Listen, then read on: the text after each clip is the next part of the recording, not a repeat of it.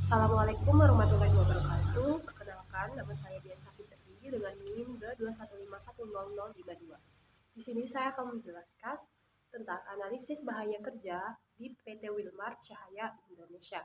Kerja. Jenis bahaya kerja di PT Wilmar itu ada 5. Yang pertama itu bahaya kimia berupa penggunaan bahan kimia kaustik, paparan debu, dan foam. Yang kedua, bahaya fisik berupa kebisingan, getaran, pencahayaan, kurang, suhu lingkungan panas, dan radiasi.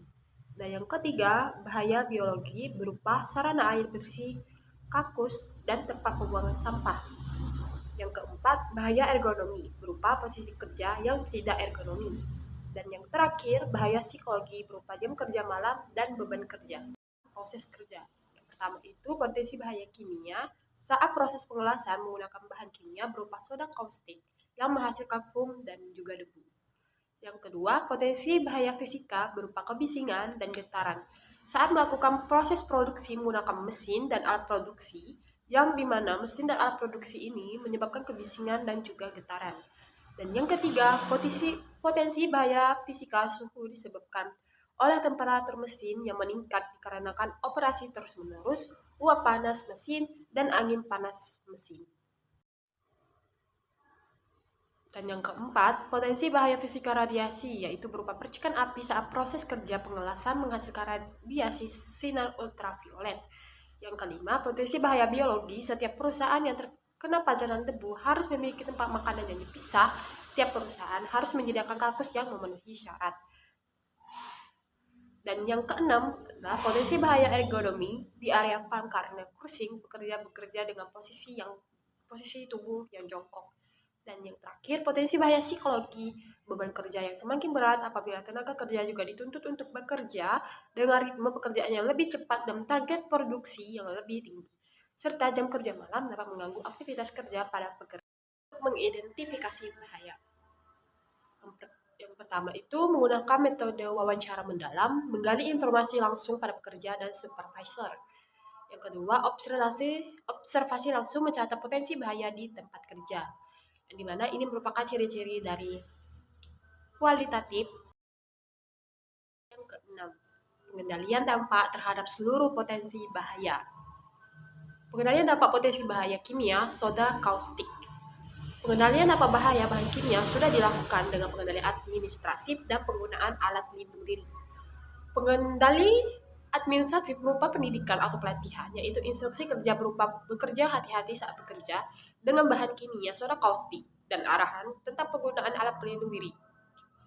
Safety talk 3 kali dalam seminggu, pemasangan tanda bahaya dan pengurangan pajanan bahan kimia di area kerja. Penggunaan alat pelindung diri berupa baju kerja, masker, dan sarung tangan karet. Pengendalian dampak potensi bahaya kimia berupa debu. Yang pertama itu pengendalian terhadap pajanan debu telah dilakukan dengan pengendalian administratif dan penggunaan alat pelindung diri. Pengendalian administratif berupa pendidikan atau pelatihan, yaitu instruksi kerja berupa arahan tentang penggunaan alat pelindung diri, safety talk 3 kali dalam seminggu, pembersihan lingkungan kerja, dan penggunaan alat pelindung diri berupa pengendalian dampak potensi bahaya kimia fumit, yaitu pengendalian terhadap fumit telah dilakukan dengan pengendalian administratif dan penggunaan alat pelindung diri. Pengendalian administratif berupa pendidikan atau pelatihan, yaitu instruksi kerja berupa bekerja hati-hati saat bekerja pengelasan, dan arahan tentang penggunaan alat pelindung diri safety talk 3 kali dalam seminggu, dan penggunaan pelajaran area kerja. Penggunaan alat pelindung diri berupa welding mask dan welding glove. Pengendalian dampak potensi bahaya fisika berupa kebisingan. Pengendalian terhadap kebisingan telah dilakukan dengan pengendalian administratif dan penggunaan alat pelindung diri. Pengendalian administratif berupa pendidikan atau pelatihan, yaitu instruksi kerja berupa arahan tentang penggunaan alat pelindung diri, safety talk 3 kali dalam seminggu, dan pengurangan pajanan area kerja. Penggunaan alat pelindung diri berupa air plug dan air move. Pengendalian dampak potensi bahaya fisika berupa getaran. Pengendalian terhadap getaran telah dilakukan dengan pengendalian administratif dan penggunaan alat pelindung diri. Pengendalian administratif berupa pendidikan atau pelatihan, yaitu instruksi kerja berupa hati-hati saat bekerja dan arahan tentang penggunaan alat pelindung diri. Safety talk 3 kali dalam seminggu dan penggunaan pajanan getaran di area kerja. Penggunaan alat pelindung diri berupa sarung tangan. Potensi bahaya fisika berupa pencahayaan. Pengendalian terhadap pencahayaan telah dilakukan dengan penambahan penerangan khusus di area kerja. Penambahan penerangan dapat membantu mengurangi efek buruk yang ditimbulkan oleh penerangan yang kurang.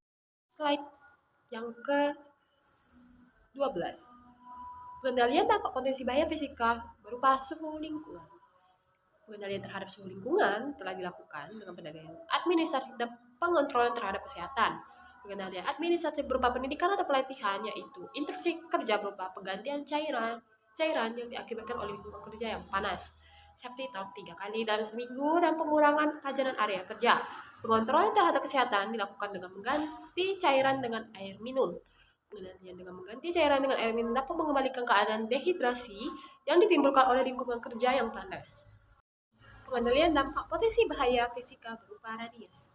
Pengendalian administratif dan penggunaan alat pelindung diri. Pengendalian administratif berupa pendidikan pelatihan, yaitu instruksi kerja berupa bekerja hati-hati saat bekerja, pengelasan dan arahan tentang penggunaan alat pelindung diri.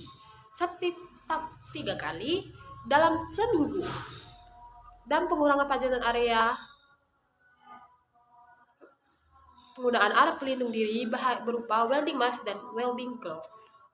Slide selanjutnya yaitu pengendalian dampak potensi bahaya berupa biologi. Pengendalian dilakukan dengan pembersihan lingkungan kerja yang berdebu setiap pergantian jam kerja.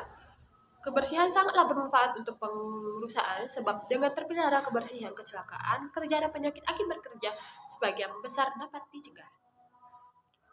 Pengendalian dampak potensi bahaya ergonomi. Penerapan ergonomi dilakukan dengan penyesuaian pekerjaan, alat kerja, dan lingkungan kerja dengan manusia.